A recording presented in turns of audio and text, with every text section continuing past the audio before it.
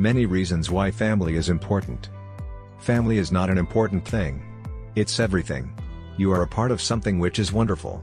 Taking time every day to appreciate your loved ones for all that they do helps us to reconnect as a family.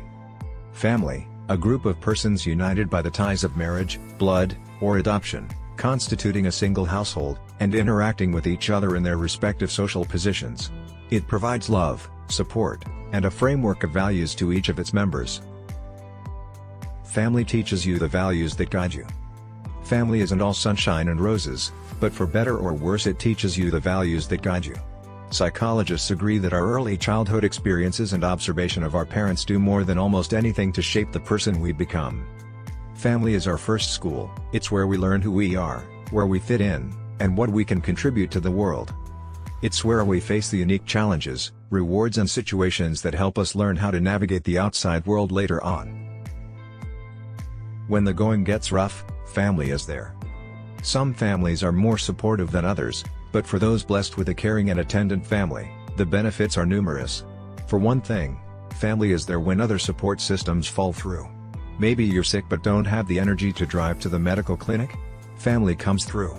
Maybe you laid off from work and having a nervous breakdown but don't know how you'll cover the lapse in income? Family is there. To the best of their ability, families do what they can to support.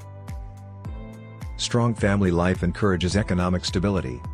One of the biggest reasons family is important is that families are the economic unit of well-functioning societies.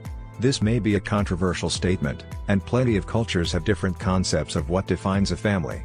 But what we mean here is that a group of people, often related by blood, who stick together through thick and thin, are vital to the economic stability.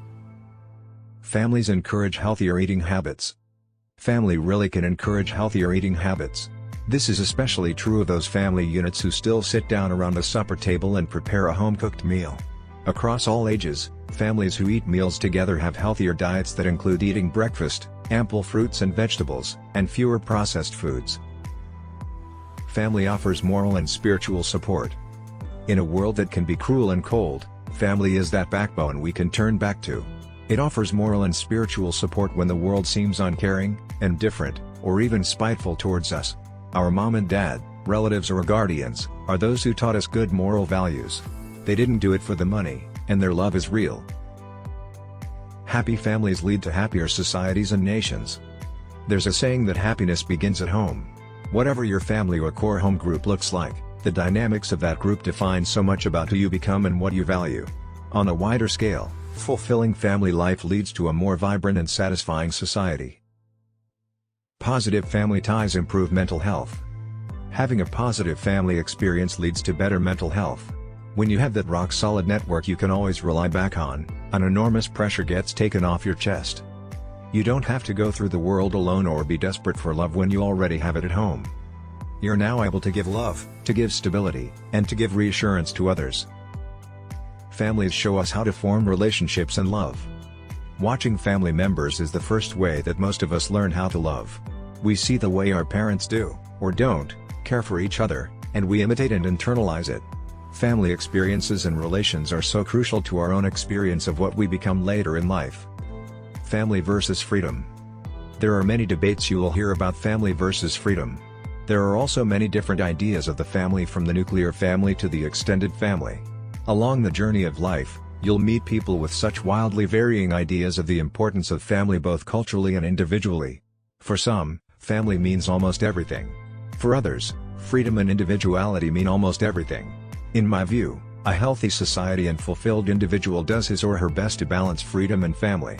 They work to maintain a healthy respect for difference and free choice within the family, while also respecting the duties, values and culture of the family they come from.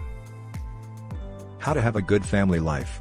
Improving your family life can help make your family members closer and prevent conflicts from getting in the way of everyone's happiness. Fortunately, there are lots of concrete steps you can take to make your time with your family more enjoyable and fulfilling.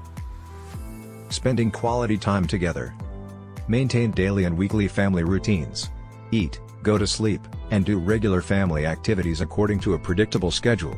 Routines and rituals help establish a family identity, reduce stress, and create a stable, comfortable environment.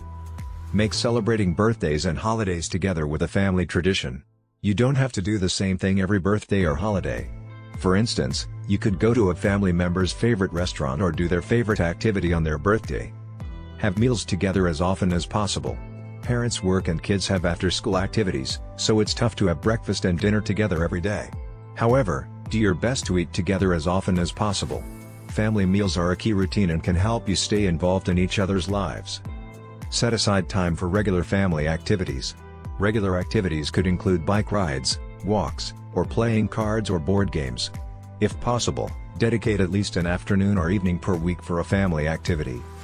Do household chores together. Few people actually enjoy doing chores, but sharing household responsibilities can help everyone in your family take pride in your home. Try to make it as fun as possible, such as by playing music or having contests. Improving communication. Respect what your family members have to say. When someone expresses an opinion, don't dismiss it or interrupt them before they can finish speaking. Maintaining open, respectful communication channels will help your family develop trust and strengthen your bond. Avoid harsh criticism and judgments. Give each other permission to express emotions and act silly without fear of criticism or judgment. When people expect harsh judgment, they tend to bottle things up and avoid sharing their feelings. Express love and appreciation frequently. Little verbal and nonverbal gestures of affection go a long way. In addition to saying "I love you," try to find small, specific ways to show you care for each other. Using please, thank you, and other courtesies can set a positive tone.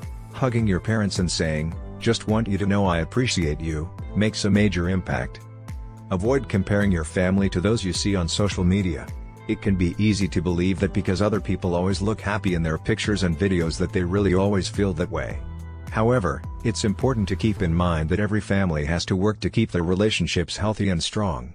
If you start to envy someone else's family, just remind yourself that you don't know what their life is really like, and they likely have family arguments and other issues just like everyone else. Handling conflicts as a parent. Balance your role as a parent with your child's need for freedom. One of the key conflicts in any family is between a parent's need to keep their child safe and a child's need for freedom. Remain a figure of authority, but give your children opportunities to earn your trust. Slowly increase their freedom and privileges as they mature. For instance, set a curfew when your teen goes out, and if they stick to it for a few months, extend it a little later. Try to set a positive example if you're arguing with your spouse. If you and your spouse argue, remember that the way you resolve disagreements teaches your children about conflict resolution. Stick to the specific issue instead of bringing up past offenses or resorting to personal attacks. If necessary, sort out an argument when your children aren't present. Mediate your kids' fights only when necessary. If possible, let your kids sort out their arguments on their own. Set ground rules and intervene only when the rules are broken or your kids can cool down by themselves. Handling conflicts as a child. Respect your parents' need to protect you. While children need increasing degrees of freedom as they get older, remember that your parents are in charge. Their job is to keep you safe and give you the tools you'll need to take care of yourself when you're an adult. If your parent doesn't allow you to go out without an adult or makes you go to bed early, remember that they have your best interests in mind. Find ways to compromise if you're fighting with a sibling. Try to avoid blaming or shaming the other person, and say, "Time out, let's think of a way we can agree with this." Keep your cool and find ways you could share a toy or play together. Avoid getting involved if your parents are arguing. When your parents argue, just let them work it out on their own. Don't try to be the referee or otherwise get involved. Go to another part of the house, listen to music, or find something else to do until they stop arguing.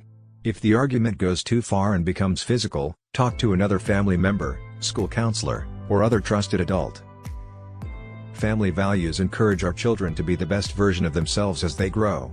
When they become adults, they have much to offer the friends and partners who come into their lives. They can also pass the same values to their children, continuing the cycle. Please don't forget to subscribe, like, share and comments. Cheers!